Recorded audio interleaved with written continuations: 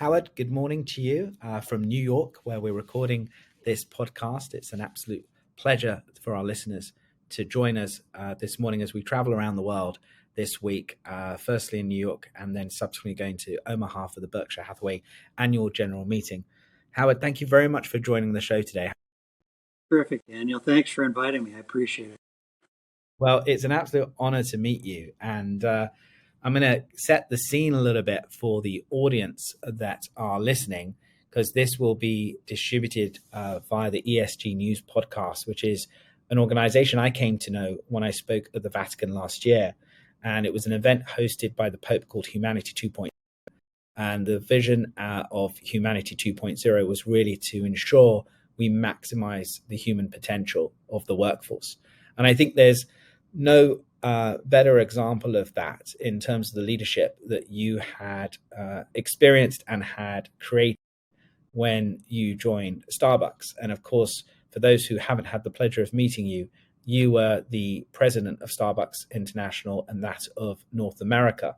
And in your 20 years at Starbucks, one of the things, as I have come to know you, is you are very much a servant leader. You have been an individual who cares deeply about the people you interact with. But the purpose of today's show and the podcast as part of ESG Network is really to try to understand your story. And I think there'll be a lot of listeners, not only in the corporate world, who care about ESG, which has come under immense pressure today, as we know, but also there'll be a lot of interest in your style of leadership, what you learned throughout your career of those 20 years at Starbucks, and what it was like working with Howard Schultz as a leader, as his right hand, and what it took to make Starbucks today what I believe would be the equivalent of, we said, the 12th largest bank in America, because so many people place a deposit on a Starbucks card prior to going into the store to purchase a coffee or any products. And I think it's a tremendous example of a model that even in New York, with the density of the population here that I am today, so many people still today feel that unless they've had their coffee fix through a Starbucks, they can't get on with their wonderful day. So that's a great way perhaps to start and set the scene. But Howard, it would be amazing just from you, your story. And can we start right at the beginning? And where were you born? And tell us a little bit about your upbringing and your journey would be really appreciated. Well, I was born in Seattle, Washington to two immigrants. My father was actually born in 1895, came from Seattle, from Bulgaria to Seattle in 2011 as a 15-year-old, and left all his family behind except for one brother that he had in Vancouver, British Columbia. And my mother came from Latvia, and she came in 1917 out of Latvia just as the revolution was, I guess, going on or ending. I can't remember what the date is there, but anyway, and they met in Seattle, a Sephardic Jew and an Ashkenazi Jew. At those days, those two didn't mix so well. They didn't, and they ended up getting married and had 3 children. I was the baby by a long shot. My brother was 10 years older. My sister's 14 years older. And we didn't have much. My dad couldn't speak the language. He had to learn the language in a little high school in Seattle, and worked in a place called the Pike Place Market, which was a produce market, farmers market in Seattle. And it had just opened actually that year, and he pushed a cart with produce on it, ended up saving his pennies, nickels, and dimes, and opened a mom and pop grocery store, which he had for before the Depression, up until he was about in his mid 60s, and then he retired. And I watched him get up in the morning, every morning at 4 o'clock in the morning, go down to Produce Row, get his produce, and bring it back to his store, which he opened at 8 o'clock, and he'd clean it all up and put it all out for display. And in those days, the store closed at 6 o'clock, and wasn't open on Sundays. When he'd come home, he'd eat his dinner in about 11 seconds. Right? He'd sit down at the table. There was never much conversation because he ate his dinner and he went in his chair and he went to sleep. He was exhausted. Thank you for sharing that. So it sounds like both parents, was one particularly stronger than the other in terms of their leadership style, and what was the key points in your upbringing that had a big influence of what you later on in your life? I think the idea of giving to others, both. My father didn't have a big family, but my mother came from a family of 13 children. And so her her family, they were her best friends. So I was the baby of the family, and I got taken to all the adult events, and because my brother and sister were, they were a lot older, and so I learned from my dad about sharing. I remember when I was about 9 years old, I was at his grocery store. I used to go there after school every day because both my mom and my dad worked in the store. And I was standing up by the counter. My dad was ringing up a customer. And, these are the days, and there wasn't electric cash register. It was a can crank. He'd pull the crank and go bing. Yeah. And so, the customer's there, and he asked, my dad said, Howard, go get me a couple of baskets of strawberries. So I went to the back and I got some strawberries, and my dad took the baskets, put them in the customer's bags, and the customer walked out the door. Well, I was old enough to recognize that he hadn't rung the strawberries up on the cash register, because I didn't hear the bing. And I said, Dad, you forgot to ring those up on the cash register. And he just looked at me and said, Howard, not everything we do in life do we need to get paid for. These aren't just our customers, they're our friends and our neighbors.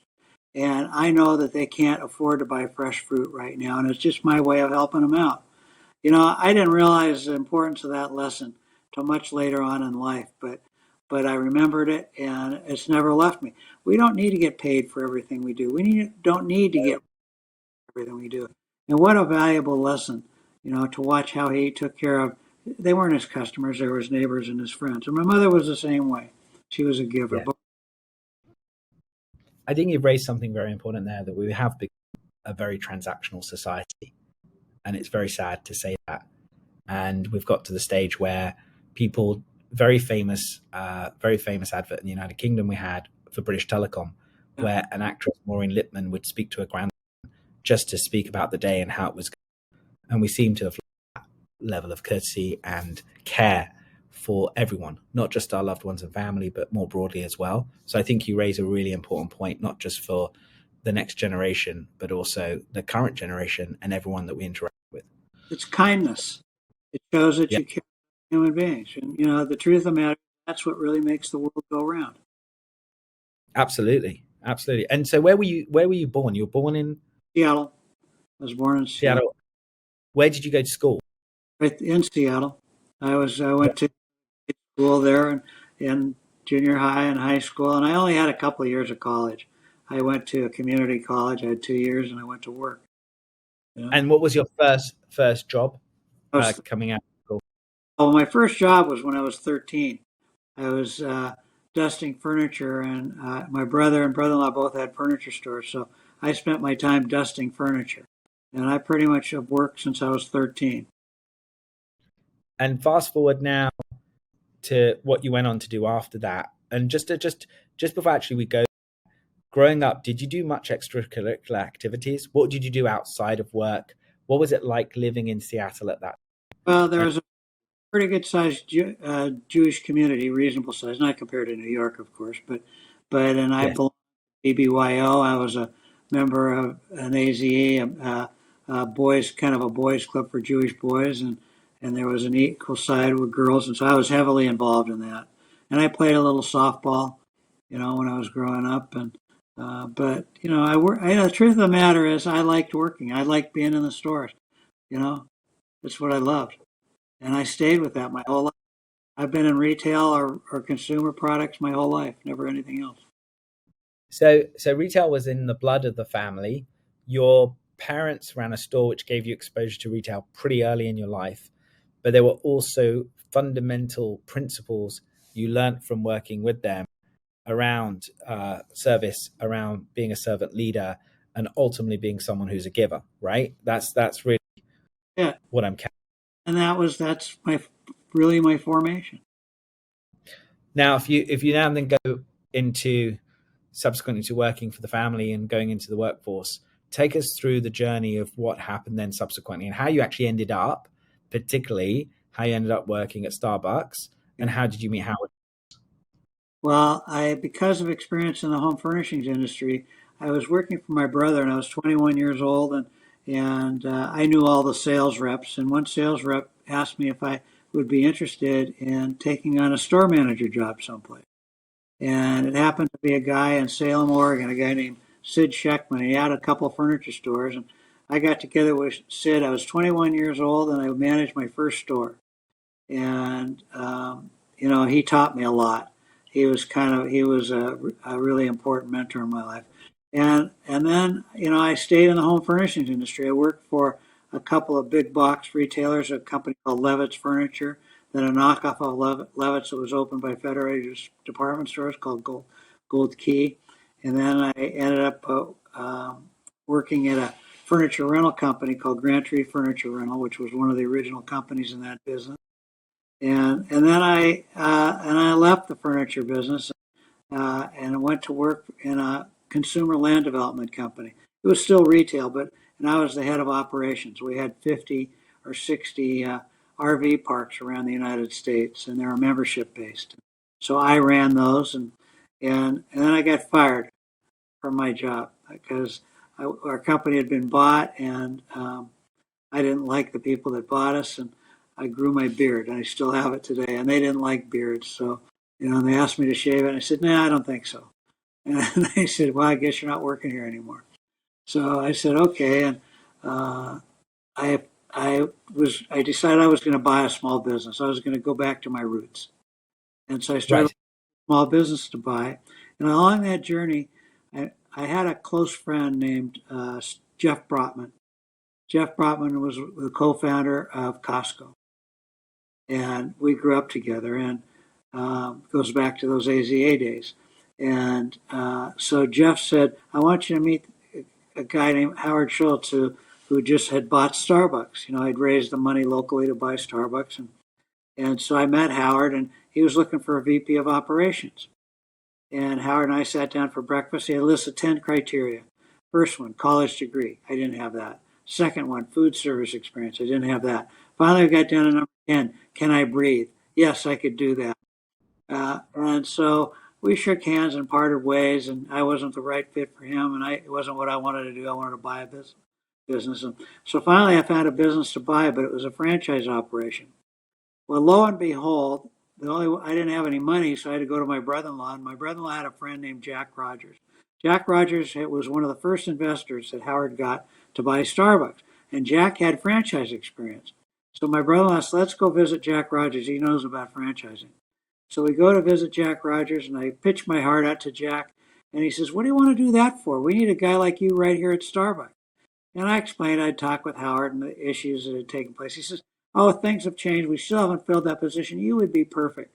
I want you to talk to Howard again." So I said, okay, not intending to ever go to work. It was just a perfunctory, meeting.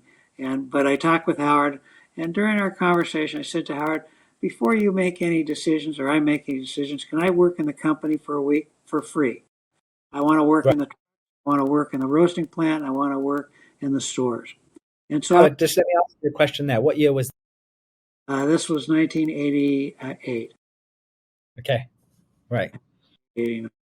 And so, he said, "Sure, you can do that," and, that goes back to not everything you do in life do you need to get paid for. And so I worked a week, and I came out of that week saying, this is a great place. I love the people, and I was a big-time coffee drinker anyway. And so I went and met with Howard again, and fortunately he extended an invitation for me to join Starbucks, and I said yes.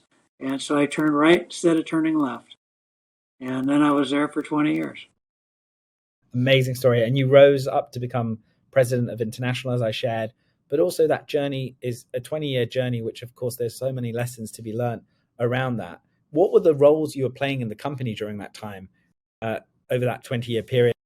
And during that time, you obviously stayed for 20 years. What is it that attracted you to stay there for such a long period? Well, number one, my role was the people guy. I was formed. I was in my mid 40s at that time. I had become a really, I don't want to call expert, but really focused on servant leadership. And I understood it, how to teach it, I knew how to practice it, and I knew how to bring people along with it. And so that's what I brought to Starbucks, this idea. I coined a phrase. I was trying to get everybody to understand at Starbucks what business we were really in. So I coined this term.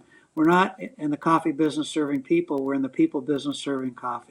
And believe it or not, almost 34 years later, that phrase still holds truth at Starbucks, and people still talk about it. I was just trying to get them to understand that we weren't in the, yeah, coffee was important. It was our music, our art, but it wasn't what we were about. And that's what drove Starbucks. People always want to know, well, God, you must have had great training programs. No, we didn't. I don't, first of all, I don't believe you train people. You educate and develop people. You train pets, and people aren't your pets. So, Absolutely. and so I focused on that, on people development, on treating people with respect and dignity, and that's what I left behind when I left. And so there wasn't a formal training program. It was all about, sounds like, hiring the people with had the right attitude, Number which one would then get is that, yes, and then hiring. educate help the people. We had education programs, but our goal wasn't to train people. Our goal was to help people learn new skills and to learn how to lead their lives. We had a program called Star Skills, which was off of Starbucks, and its whole basis was how you work better together with people, how you treat each other, and people would take that information to home and they live their lives, not just work by it, because that's what it really was all about. And so over that period of time, you got to the stage where, what was the head count? Do you have a sense of what the head count was at the time and what it grew to? Well, when I started, there were 300 people, and by the time I retired, there were 300,000. Wow. And of those, let's talk a little bit about so relevant to the conversation about serving people. It's about making sure you actually make sure those people are taken care of. And Yeah. of course, in the world that I live in and the work that I do has focused a lot on two areas: material financial stability of the workforce, but also the broader human flow of the workforce. And so if we look at the models and we look at how we drive human flourishing, we know that people who are taken care of and their employers take care of them, particularly that issue has been elevated after COVID. More people are now more conscious of the leadership, and elevating to the board of these companies is taking care of their well-being more than ever. Talk to me about how Starbucks really tried to take care of them and what was differentiated around that. Yeah, well, number one, it's how you treated them. I mean, how you spoke to them. What we did. We didn't. The executives didn't have anything any different than a barista. So everybody had health insurance. We were one of the first companies in our kind of industry that everybody got health insurance if they worked 20 hours a week or more, which most people did. Everybody got equity in the company. This was before we were public, including baristas, and it was done on a formula about how much you earned, and that meant how many shares you got, converted into dollars.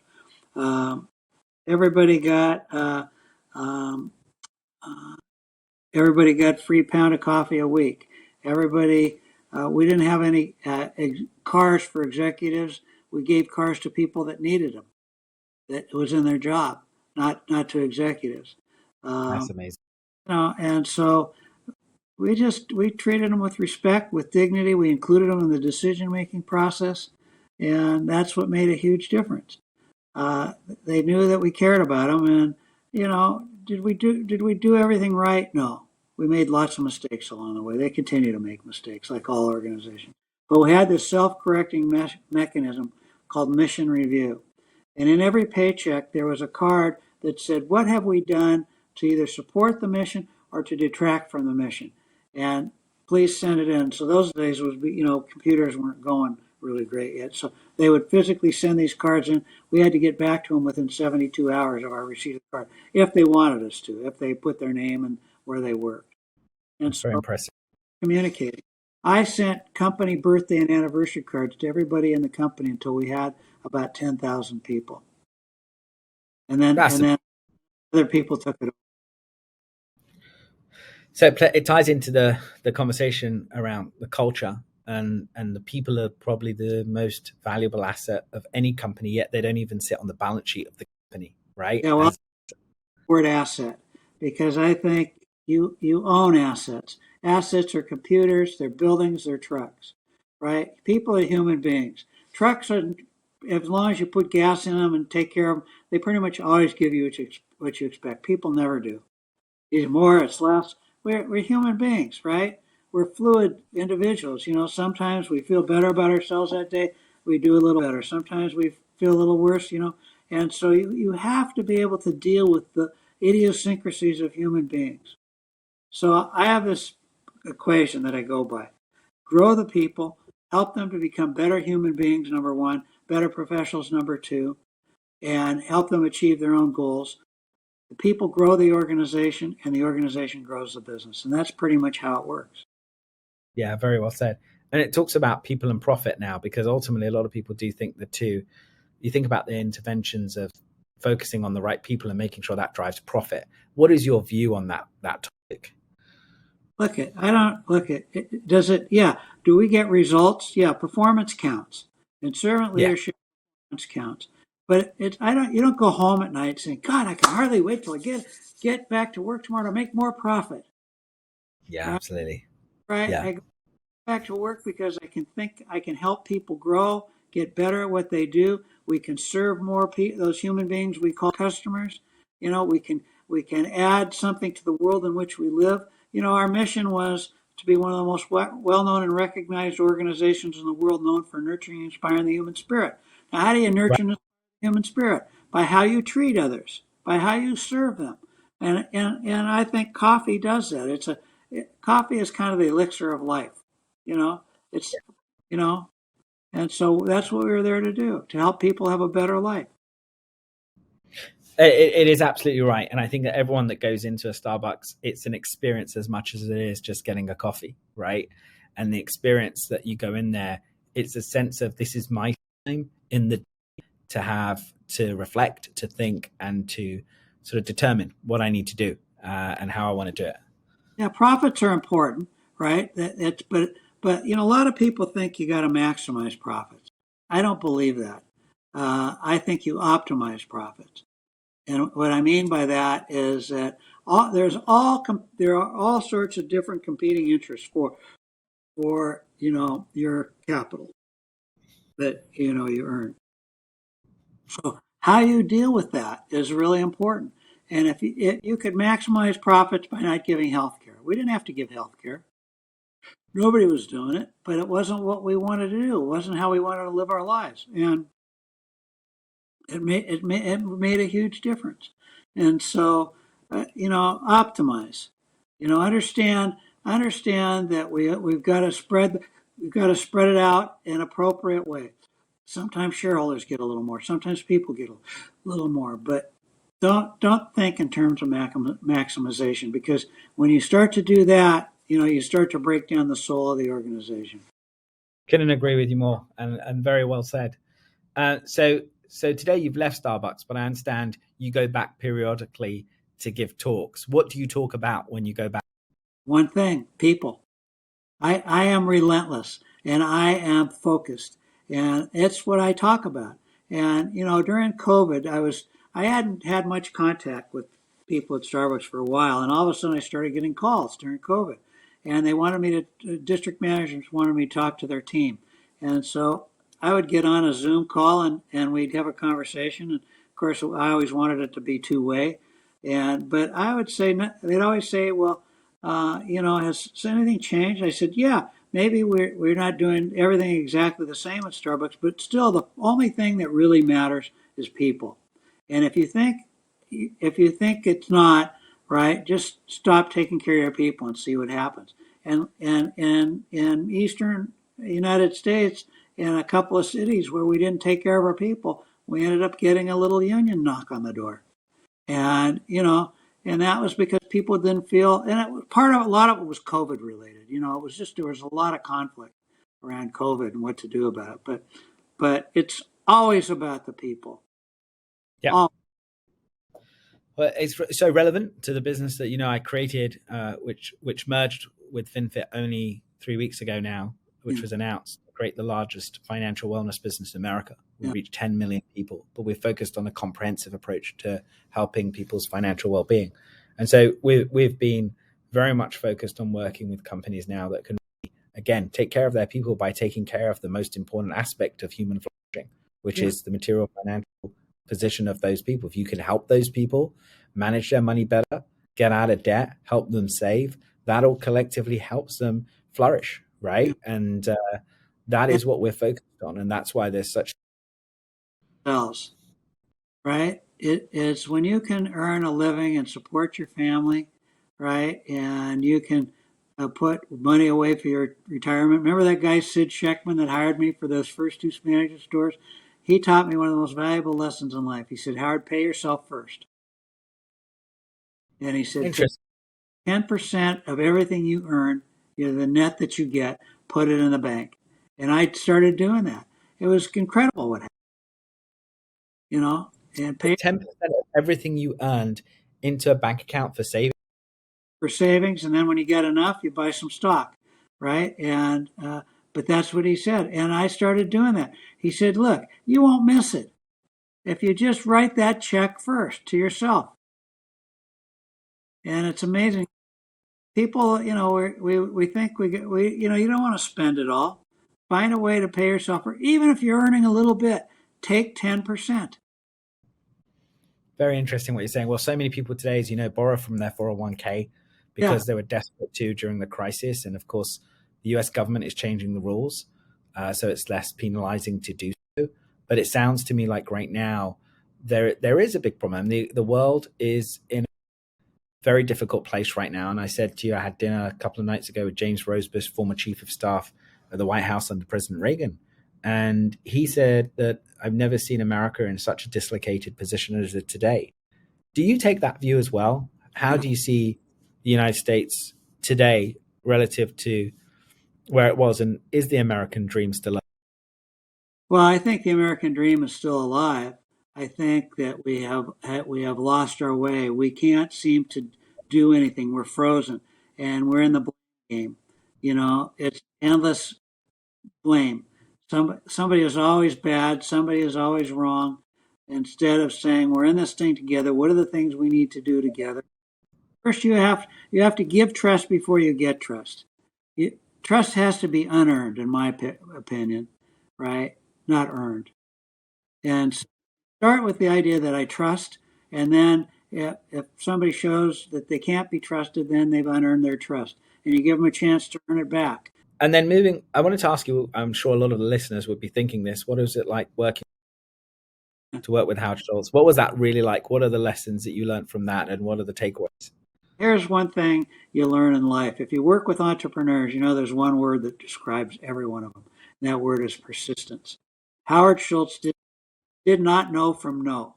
If you said no to Howard, that was the beginning of the conversation. If he had an idea, Howard was an idea minute guy. He was always had something new.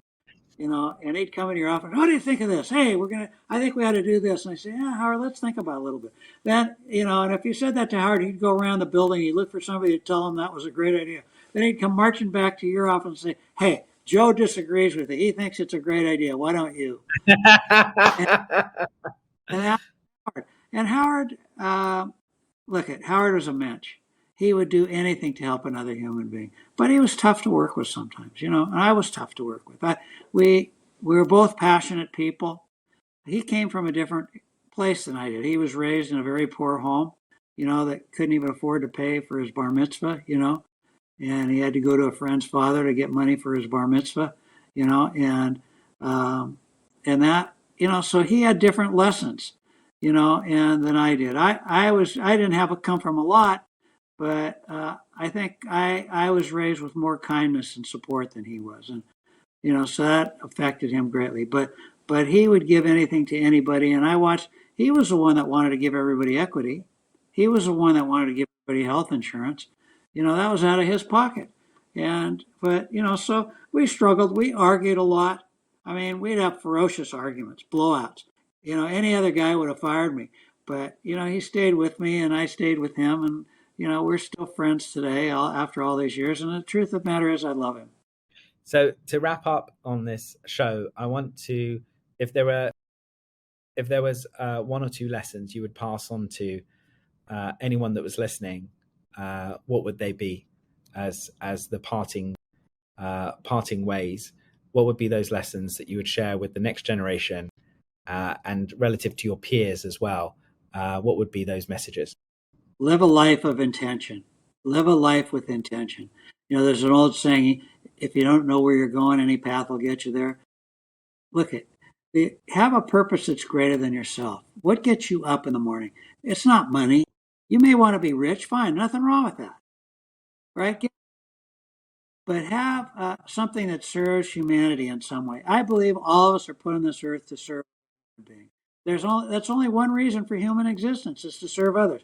We all do it in different ways, and keep focused on that. But make it make it live your life so that when you're 78 years old, like I am, you can look back at your life and say, "How did I do?" If you don't set goals, if you don't know what your values are, if you don't know what your mission is, if you don't know what your intention is in life, how do you know how to evaluate yourself? I can honestly look back at my life. Did I achieve everything I wanted to achieve? Did I achieve every goal? No, I didn't. Was I a perfect human being? No, I wasn't. But I look back at my life at this age and say, I pretty much did what I wanted to do. And I lived my life serving others. And And would you say different, that's your legacy? Would you say that's your legacy that you want to be remembered with? that's it. When they put me in that box, I want people to say, Howard nurtured and inspired the human spirit. Love, absolutely love that. Well, it's an absolute honor to have met you and for joining us on the show. You're so passionate and genuine and sincere about the way you speak about leadership, the way you've managed to build your own career, but also inspire many others. And I think that is the key to life, is to inspire others to be the best version of themselves. And you are a great example of a human being who's done that. And I hope to meet you in person at some point. But I understand you're going back to Seattle. You spend a lot of the time also in the West Coast, West Palm Beach, but you're going back to Seattle. So I wish you well with that, and love to all the family. And thank you for joining us today. All right, Daniel, thank you very much for this opportunity. I appreciate it. You're welcome. God bless you.